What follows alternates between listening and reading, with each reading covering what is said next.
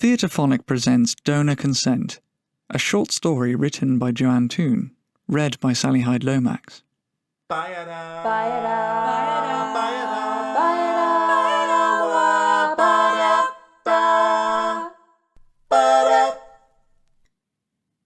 Charles had known what he was doing when he filled out the donor consent form. He had talked through it with his lawyer, his priest, and his mother. She had cried, but accepted that it was the only way forward. The donor consent form bound him to another person somewhere in the world. An exact blood match, picked by computer. Neither would know each other until the time came for him to be needed. That person would pay Charles a wage, over £1,000 a week, provide a luxury apartment for him, and cover all of his day-to-day expenses. In return, should the person ever suffer a debilitating mishap, Charles would cover for him. Blood transfusions were the main thing he could be called for, but as they both grew towards old age, Charles could be expected to provide kidneys, his liver, or even his heart. In the most radical event, Charles would have to give up his body, and therefore his life, for a full transplant. That would be the only way under this arrangement that Charles would die.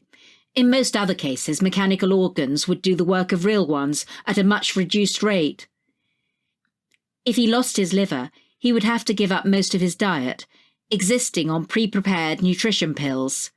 Without his organic heart, he would only be able to move at a slow walk. Charles felt it was a fair deal. Science and technology had progressed to the point where almost all the work was done by robots. Only two sorts of people had jobs: those who ran the robot factories or paper pushed in the offices, and those who fixed the robots when they occasionally broke down.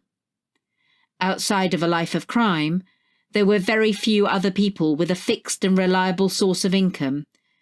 Most people who weren't born into wealth had to make do with handouts from the state, basic food, health, and shelter rights. Charles had not the intelligence to be a factory owner, the technical skill to be an engineer, nor the presence of mind to be a criminal. But on his 25th birthday, Charles had spotted an advert in the social window. "Be a donor," it proclaimed. "Live the life of luxury. Provide for your family." Charles did not have any family other than his mother, but the idea of living a life of luxury appealed to him. He caught the next tram to the address on the advert. The office was brightly lit, and an android greeted him. Sleek and shiny, with artificial features that were just on the wrong side of looking human. "Do sit down." It gestured to a chair. "You wish to be a donor, yes?"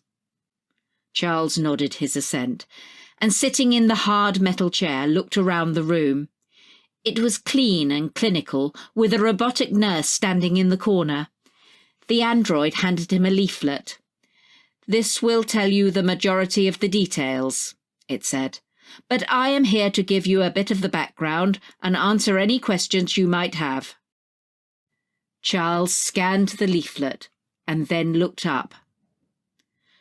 "Donor Corp was founded 3 years ago," said the android, intoning as though it was starting a lecture. "People began questioning the need for mechanical organs when there were enough organic ones being wasted in bodies that did not need them.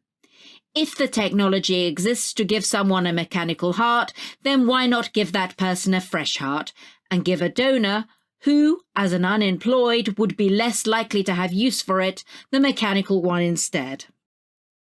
It then handed Charles a large booklet full of fine, small print. "These are the legal terms and conditions," it said.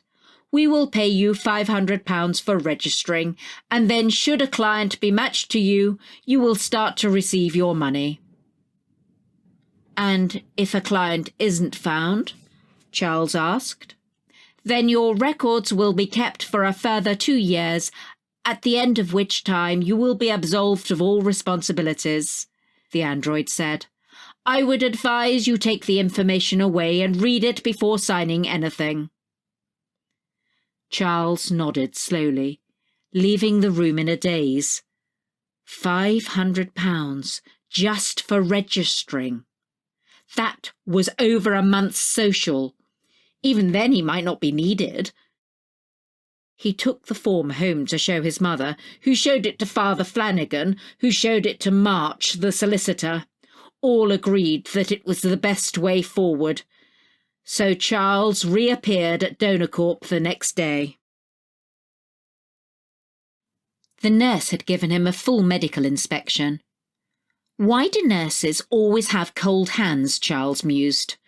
Given the nurse was a robot, surely they could have programmed it to be warm. As he redressed, the android walked in again. We will know in 2 days whether you have a match with a client already on the register, it said, handing Charles his £500. And so, 2 days later, Charles and his mother were moved to an upmarket area of the city into a life of luxury they had not known existed. At first, Charles was constantly checking his pager attached to his wrist, fearful of the call. When it first came, 3 months later, he trembled, wondering what would be needed of him.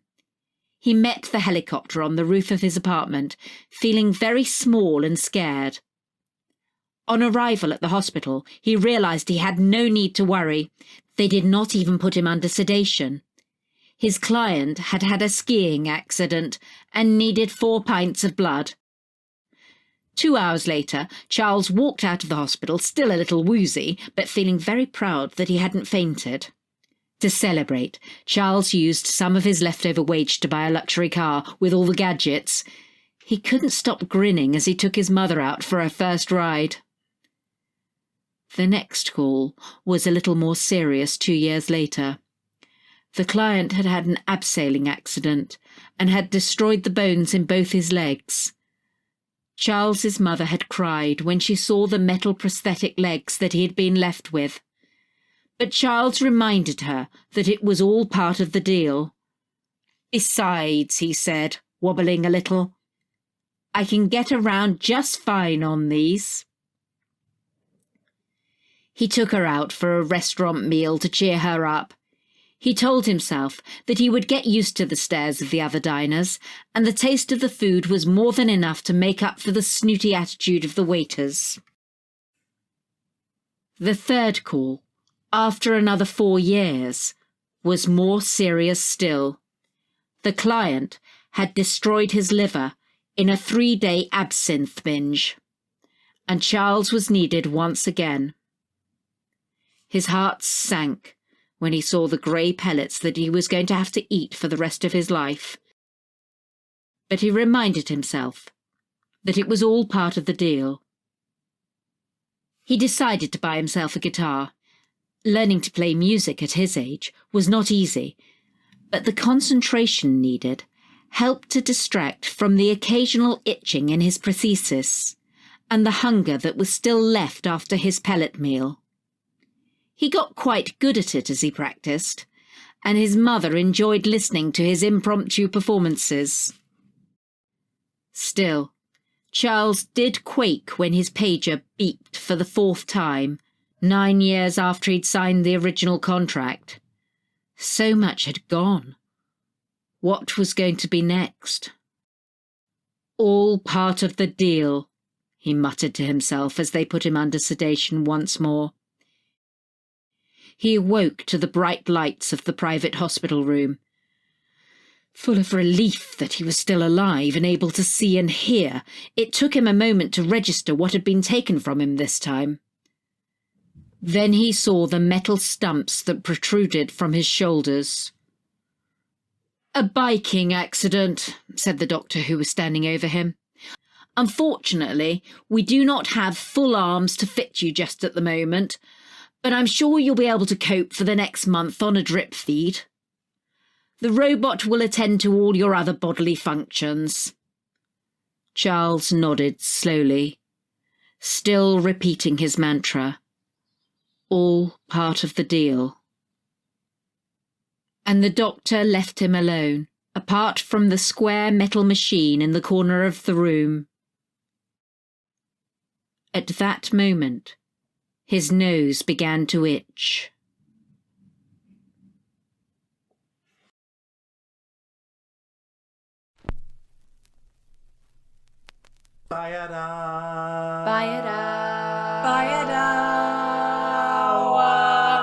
You have been listening to Donor Consent, a short story written by Joanne Toon, read by Hyde Lomax. Directed by Emmeline Braefield. Produced by Cat on a Piano Productions. The Theatrephonic theme tune was composed by Jackson Pentland, performed by Jackson Pentland, Mollie Fyfe-Taylor, and Emmeline Braefield. For more information about the Theatrephonic podcast, go to catonapiano.uk/Theatrephonic, tweet or Instagram us at Theatrephonic, or visit our Facebook page. If you enjoy Theatrephonic and would like to get more content, please consider supporting us by visiting patreon.com/Theatrephonic. Please don't forget to rate and review.